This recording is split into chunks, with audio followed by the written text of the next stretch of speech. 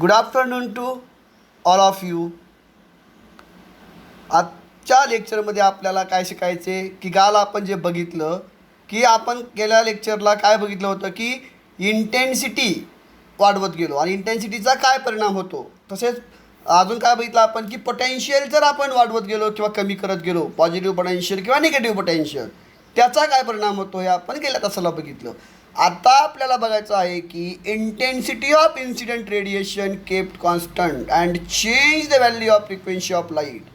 जर आपण intensity of light जर कॉन्स्टंट ठेवली आणि फ्रिक्वेन्सी जर चेंज करत गेलो तर काय परिणाम होतो त्याचा. तर आता बघू की variation of photoelectric current with collector plate potential of different frequencies is shown in the figure. आता या डायग्राममध्ये काय दाखवलं आहे की व्हेरिएशन ऑफ फोटोइलेक्ट्रिक करंट म्हणजे फोटोइलेक्ट्रिक करंट कसा वाढत जातो with collector plate potential. Okay, म्हणजे डिफरंट फ्रिक्वेन्सी ज्यावेळेस कलेक्टर प्लेट पोटेन्शियलची फ्रिक्वेन्सी जेव्हा वेगवेगळी असते त्यावेळेस करंट कशा प्रकारे वाढत जातो हे आपल्याला ह्या डायग्राममध्ये दिलेलं आहे. तर आता नीट आपण याचा अभ्यास करू. For different frequencies the value of stopping potential depend upon the frequency of incident light. Stopping potential कशावर डिपेंड असतं तर फ्रिक्वेन्सी ऑफ इन्सिडेंट लाईट, म्हणजे इन्सिडेंट लाईटची फ्रिक्वेन्सी किती ह्याच्यावरती स्टॉपिंग पोटेन्शियल डिपेंड्स असतं. The value of stopping potential increases becomes more negative with increase in frequency of incident radiation. When frequency V3 is greater than V2 is greater than V1 or mu3 is greater than mu2 is greater than mu1 and Vs3 is greater than Vs2 is greater than Vs1. म्हणजेच काय तर negative potential जर आपण जास्त वाढवत गेलो तर ह्या डायग्राममध्ये दाखवलं आहे बघा काय होतं बघा. ही mu3 is greater than mu2 is greater than mu1 and Vs3 is greater than Vs2 is greater than Vs1. म्हणजेच value of saturation current does not depend upon the frequency of incident radiation. म्हणजेच ज्यावेळेस current वाढत जातो किंवा saturate होतो तो incident frequency of इन्सिडेंटवरती अवलंबून नसतो. लक्षात ठेवा, निगेटिव्ह पोटेन्शियल जेव्हा आपण वाढवतो त्यावेळेस सॅच्युरेशन करंट हा फ्रिक्वेन्सीवरती अवलंबून नसतो. ओके, आता frequency of incident radiation kept constant and change the value of intensity of incident radiation. आता उलटं करायचं. आता काय करायचं, फ्रिक्वेन्सी काय करायची कॉन्स्टंट ठेवायची आणि इंटेन्सिटी वाढवत जायचं किंवा चेंज करायची हां.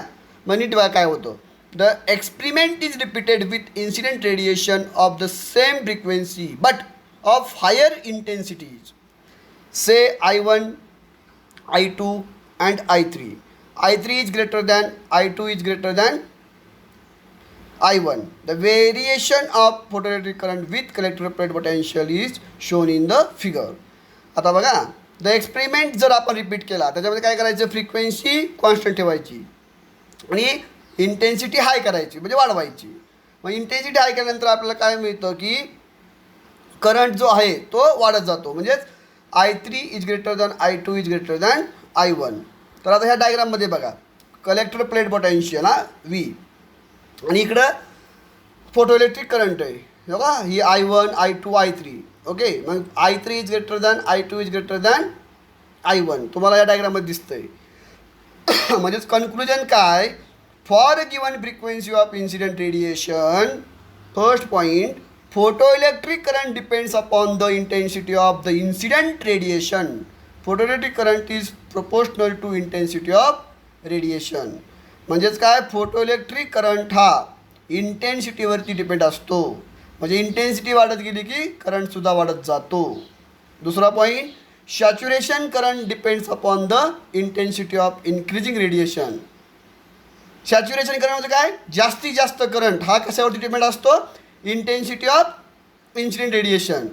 ओके, म्हणजेच काय, saturation current is proportional to intensity of light. म्हणजे जेवढी जास्त इंटेन्सिटी वाढत जाईल तेवढा जास्त करंट वाढत जातो म्हणजे सॅच्युरेट होतो. Are you getting. तिसरा point, stopping potential does not depend upon the intensity of light. इंटेन्सिटीवरती स्टॉपिंग पोटेन्शियल अवलंबून नसतं. स्टॉपिंग पोटेन्शियल म्हणजे negative potential regarding. Okay, retarding potential त्याला आपण असं म्हणतो. आणि चौथा point, maximum kinetic energy of emitted photo electrons does not depend upon the intensity of light. Okay, म्हणजेच त्या इलेक्ट्रॉनची मॅक्झिमम कायनेटिक एनर्जी ही इंटेन्सिटी ऑफ लाईटवरती डिपेंड नसते, अवलंबून नसते. तर हा भागसुद्धा फार महत्त्वाचा आहे. त्यातलाच एक पॉईंट राहिला ते आता आपण बघू. इन्स्टंटेनियस प्रोसेस म्हणजे ही एकदम पटकीन होणारी प्रक्रिया आहे. ओके, इन्स्टंटेनियस त्याला असं म्हणतात. It is found that if the frequency of incident radiation is greater than threshold frequency, the process of photoelectric effect takes place instantaneously. That is, there is no time lag between the incident of photon and emission of photoelectron, even if the intensity of incident radiation is low.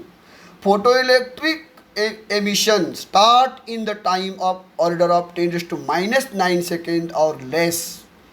म्हणजेच काय तर नीट ऐका की ही जी प्रक्रिया आहे ती instantaneous म्हणजे पटकीन होणारी प्रक्रिया आहे, लगेच घडते.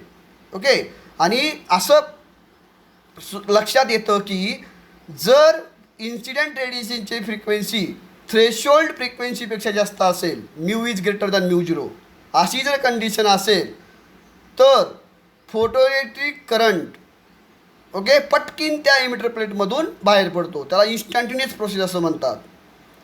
म्हणजे त्याला काहीसुद्धा वेळ लागत नाही. म्हणजे वेळ लागतो ती बघा 10⁻⁹ सेकंद किंवा त्याच्यापेक्षा जास्त कमी. 10⁻⁹ म्हणजे 0.0000009 सेकंद फक्त. म्हणजे इतका कमी वेळेमध्ये तो करंट त्याच्यामधून फ्लो होतो. म्हणजे जर थ्रेशोल्ड फ्रिक्वेन्सी ओके ही आपल्या इन्सिडेंट रेडिएशन फ्रिक्वेन्सीपेक्षा कमी असेल, म्हणजेच त्या रेडिएशनची फ्रिक्वेन्सी ही थ्रेशोल्ड फ्रिक्वेन्सीपेक्षा कमी असेल, तर त्या प्लेटमधून इलेक्ट्रॉन पटकीन एमिट होतात आणि पटकीन ते कलेक्टरकडे जातात आणि कलेक्टरकडे गेले की त्याच्यामधून करंट खूप कमी वेळेमध्ये फ्लो होतो.